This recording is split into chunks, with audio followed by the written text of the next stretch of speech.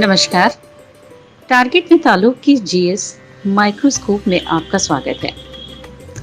दोस्तों, आज हम बात करेंगे भारतीय कला एवं संस्कृति की झांकी पल्लव कला के विषय में। पल्लव काल वास्तुकला के क्षेत्र में विशिष्ट प्रगति का काल रहा है। हम पाते हैं कि इस काल में अनेक भव्य मंदिरों का निर्माण किया गया। महाबलीपुरम, जो कि यूनेस्को द्वारा घोषित विश्व धरोहर स्थलों में शामिल है, पल्लव स्थापत्य कला का केंद्र बिंदु है। यहाँ पर शोर मंदिर पल्लव वास्तुकला का एक बेजोड़ नमूना है। भारत के इतिहास में पल्लव राजवंश का राजनैतिक तथा सांस्कृतिक दोनों ही दृष्टियों से अत्यंत महत्वपूर्ण स्थान है। साम्राज्यवादी पल्लवों का साम्राज्य उत्तर में पेन्नार नदी से दक्षिण में कावेरी नदी की घाटी तक विस्तृत था तथा कांची उनकी राजधानी थी। कांची के महान पल्लवों की परंपरा सिंह विष्णु 575 से 600 ईस्वी से प्रारंभ होती है। पल्लव शासकों का शासनकाल कला एवं स्थापत्य की उन्नति के लिए प्रसिद्ध है। वस्तुतः उनकी वास्तु एवं मूर्ति कला भारतीय कला के इतिहास में सर्वाधिक गौरवशाली अध्याय है। पल्लव वास्तुकला ही दक्षिण की द्रविड़ कला शैली का आधार बनी। उसी से दक्षिण भारतीय स्थापत्य के 3 प्रमुख अंगों का जन्म हुआ: मंडप, रथ तथा विशाल मंदिर। प्रसिद्ध कलाविद पर्सी ब्राउन ने पल्लव वास्तुकला के विकास की शैलियों को 4 भागों में विभक्त किया है, जो इस प्रकार है। पहला, महेंद्र शैली 610 से 640 ईस्वी तक। दूसरा, मामल्य शैली 640 से 674 ईस्वी तक। तीसरा, राजसिंह शैली 674 से 800 ईस्वी तक। चौथा, नंदवर्मन शैली 800 से 900 ईस्वी तक। आइए विस्तार से जानते हैं इनके बारे में। महेंद्र शैली। पल्लव नरेश महेंद्र वर्मन प्रथम के शासनकाल में जन्मी और विकसित पल्लव वास्तुकला की एक महत्वपूर्ण शैली है। मंडक पट्टू लेख में वह दावा करता है कि उसने ईंट, लकड़ी, लोहा, चूना इत्यादि के प्रयोग के बिना एक नई वास्तु शैली को जन्म दिया। यह नई शैली मंडप वास्तु की थी, जिसके अंतर्गत गुहा मंदिरों के निर्माण की परंपरा प्रारंभ हुई। तोड़ मंडलम में शिलाओं के उत्कीर्ण कर मंदिर बनाए गए, जिन्हें मंडप कहा गया। ये मंडप साधारण स्तंभ युक्त बरामदे हैं, जिनकी पिछली दीवार में कक्ष बनाए गए। इनके पार्श्व भाग में गर्भगृह रहता है। शैव मंडप के गर्भगृह में लिंग तथा वैष्णव मंडप के गर्भगृह में विष्णु प्रतिमा स्थापित रहती थी। मंडप के बाहर बने मुख्य द्वार पर कलात्मक दृष्टि से उच्च कोटि के द्वारपालों की मूर्तियां मिलती हैं। मंडप के सामने स्तंभों की एक पंक्ति मिलती है। प्रायः स्तंभों की दोहरी श्रृंखला के कारण मंडप के 2 भाग दिखाई देते हैं: मुख्य मंडप एवं अर्ध मंडप। ये स्तंभ संतुलित ढंग से नियोजित किए गए हैं। स्तंभों के 3 भाग दिखाई देते हैं: आधार तथा शीर्ष भाग पर 2 फीट का आयात है, जबकि मध्यवर्ती भाग अष्टकोणीय बना है। स्तंभ प्रायः चौकोर हैं, जिनके शीर्ष सिंहाकार बनाए गए हैं। महेंद्र शैली के मंडपों में विशेष रूप से उल्लेखनीय है मंडप पट्टू का त्रिमूर्ति मंडप, वल्लम का बृहत्व संतेश्वर मंडप, तृष्णापल्ली का ललितांकुर पल्लवेश्वर गृह मंडप तथा पल्लवरम का पंच पांडव मंडप। मामल्य शैली पल्लव वास्तुकला की अन्य प्रमुख शैली है, जिसका विकास नरसिंह वर्मन प्रथम महामल्ल के काल में हुआ। इसके अंतर्गत 2 प्रकार के स्मारक बने: मंडप तथा एकाश्मक मंदिर जिन्हें रथ कहा गया है। इस शैली में निर्मित सभी स्मारक मामल्लपुरम में स्थित हैं। मामल्लपुरम में निर्मित निम्न मंडप उल्लेखनीय हैं। पहला कोनेरी मंडप, दूसरा आदिवराह मंडप, तीसरा महिषमर्दिनी मंडप, चौथा पंच पांड मंडप तथा पांचवा रामानुज मंडप। मंडपों की एक विशेषता यह है कि इन्हें पहाड़ों में तराशी गई गुफा के भीतर की ओर खोदा गया है, जिसके फलस्वरूप गर्भगृह सबसे अंत में बना है। मंडपों का आकार प्रकार बड़ा नहीं है तथा इन्हें विविध प्रकार से अलंकृत किया गया है। मंडपों के स्तंभ पहले की अपेक्षा पतले तथा लंबे हैं, जिनके ऊपर पदम, कुंभ, फलक इत्यादि अलंकरण बने हुए हैं। स्तंभों को मंडपों में अत्यंत अलंकृत ढंग से नियोजित किया गया है। ये मंडप अपनी मूर्ति कला के लिए प्रसिद्ध हैं। इनमें उत्कीर्ण, महिषमर्दिनी, अनंतशायी विष्णु, त्रिविक्रम, ब्रह्मा, गजलक्ष्मी तथा हरिहर इत्यादि की मूर्तियां कलात्मक दृष्टि से अत्युत्कृष्ट हैं। मामल्य शैली के मंडप महेंद्र शैली के विकसित रूप को प्रकट करते हैं। इनकी कलात्मकता आदिवराह, महिषमर्दिनी तथा पंच पांडव मंडपों में स्पष्टतः दर्शकीय है। मामल्य शैली की सर्वोत्कृष्ट विशिष्टता एकाश्मक मंदिरों अथवा रथों का निर्माण है। इन्हें देखने से पता चलता है कि प्रकृति शिला के अनावश्यक भाग को अलग कर अपेक्षित स्वरूप को ऊपर से नीचे की ओर उत्कीर्ण किया जाता था। रथ मंदिरों का आकार प्रकार अन्य स्मारकों की अपेक्षा छोटा है।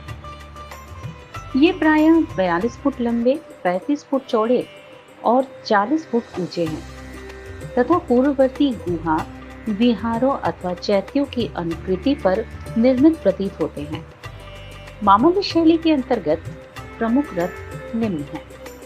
पहला धर्मराज रथ, दूसरा द्रौपदी रथ, तीसरा अर्जुन रथ, चौथा भीम रथ, पांचवा नकुल सहदेव रथ, छठवां गणेश रथ, सातवां पिंडारी रथ और आठवां वलय कुट्टे रथ।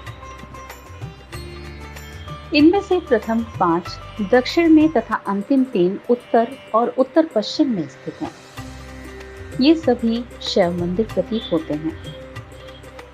इन रथों को सप्त पगोड़ा भी कहा जाता है।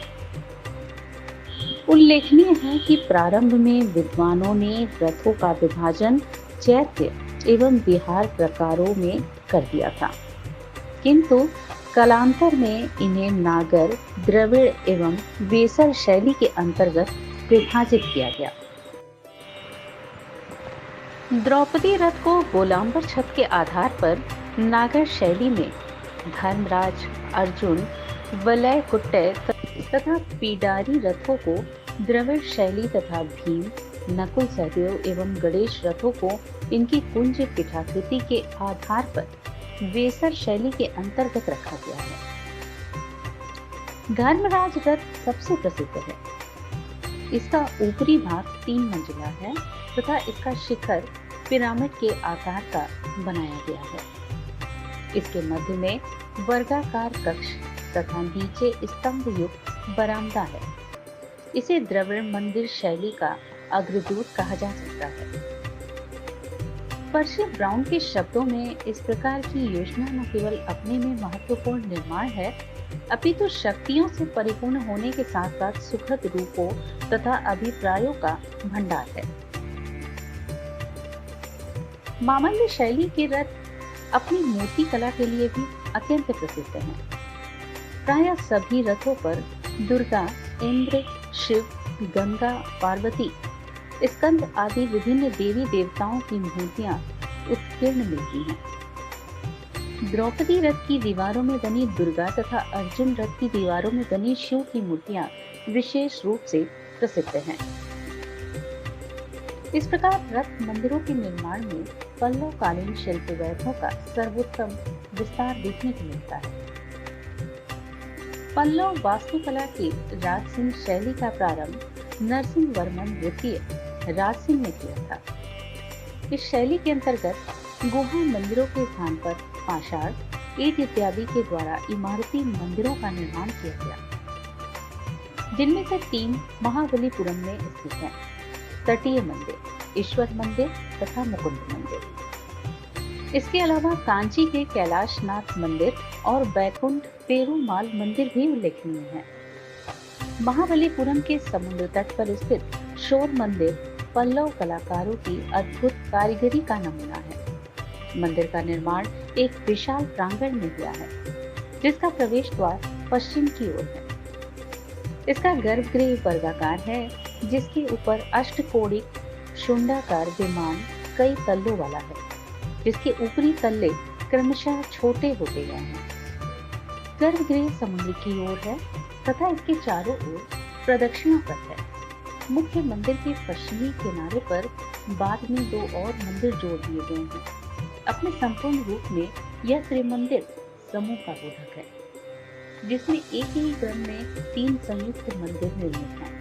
इसका शिखर सीढ़ीदार है, जिसके शीर्ष पर स्तूपिका बनी हुई है। शिखर 3 मंजिलों में विभाजित है। इसे मित्तल विमान का भी उदाहरण माना जा सकता है। विमान को दक्षिण सिंहेश्वर कहा जाता है। इसकी दीवारों पर गणेश, स्कंद, गज, सिंह इत्यादि की मूर्तियां उत्कीर्ण मिलती हैं। उल्लेखनीय है कि महाबलीपुरम यूनेस्को द्वारा घोषित एक विश्व धरोहर स्थल के रूप में सूचीबद्ध है। कांची स्थित कैलाशनाथ मंदिर राजसिंह शैली के चरम उत्कर्ष को व्यक्त करता है। द्रविड़ शैली की सभी विशेषताएं, जैसे गोपुरम, परिवेष्टित प्रांगण, स्तंभ युक्त मंडप तथा विमान इत्यादि इस मंदिर में एक साथ प्राप्त होती हैं। इसके निर्माण में ग्रेनाइट तथा बलुआ पत्थरों का उपयोग किया गया है। इसका गर्भगृह आयताकार है, जिसमें पिरामिड नुमा विमान तथा स्तंभ युक्त मंडप है। मुख्य विमान के चारों ओर प्रदक्षिणा पथ है। मंदिर का शिखर 7 तलों में विभाजित है। सभी क्रमानुसार आकार में कम होते हुए शीर्ष तक पहुंचते हैं, जो द्रविड़ शैली का विशिष्ट लक्षण है। शीर्ष पर बनी स्तूपिका के पार्श्व भागों में पूर्व की ओर शिव की आकृति, पश्चिम की ओर विष्णु, उत्तर की ओर ब्रह्मा तथा दक्षिण में शिव के दक्षिणामूर्ति स्वरूप, जिसमें उन्हें शिक्षक के रूप में प्रदर्शित किया गया है, अत्यंत बारीकी से उत्कीर्ण किए गए हैं।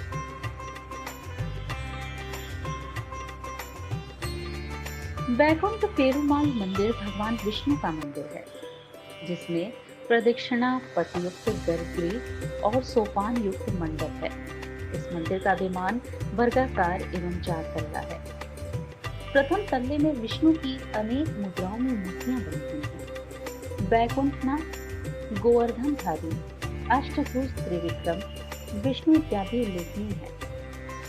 गर्भगृह के भीतर विष्णु प्रतिमा, आसीन, संपाद एवं शेषशायी इन तीनों रूपों में गढ़ी गई हैं। इसके अलावा मंदिर के भीतरी दीवारों पर युद्ध, राज्याभिषेक, अश्वमेध, उत्तराधिकार, चयन तथा नगर जीवन इत्यादि के दृश्यों को भी अत्यंत सजीवता एवं कलात्मकता के साथ उत्कीर्ण किया गया है। पल्लव स्थापत्य कला के नंदीवर्मन शैली के अंतर्गत अपेक्षाकृत छोटे मंदिरों का निर्माण हुआ। इस शैली के मंदिरों में कांची के मुक्तेश्वर एवं मातंगेश्वर मंदिर, ओरगडन का बड़मिलेश्वर मंदिर, तिरुतैन का विरट्टानेश्वर मंदिर इत्यादि उल्लेखनीय है। कांची के मंदिर इस शैली के प्राचीनतम नमूने हैं। इनके प्रवेश द्वार पर स्तंभ युक्त मंडप बने हैं। शिखर वृत्ताकार अर्थात वेसर शैली का है। विमान तथा मंडप एक ऊंची चौकी पर स्थित है तथा छत चिपटी है। शैली की दृष्टि से ये धर्मराज रथ की आकृति प्रतीत होती है। इस प्रकार हम देख सकते हैं कि पल्लव नरेशों का शासनकाल कला एवं स्थापत्य की उन्नति के लिए अत्यंत प्रसिद्ध रहा। पल्लव कला का प्रभाव कालांतर में चोल तथा पांड्य कला पर पड़ा तथा यह दक्षिण पूर्व एशिया में भी पहुंचा। वस्तुतः इस काल की कुछ कलात्मक कृतियां आज भी अपने निर्माताओं की महानता का संदेश दे रही हैं।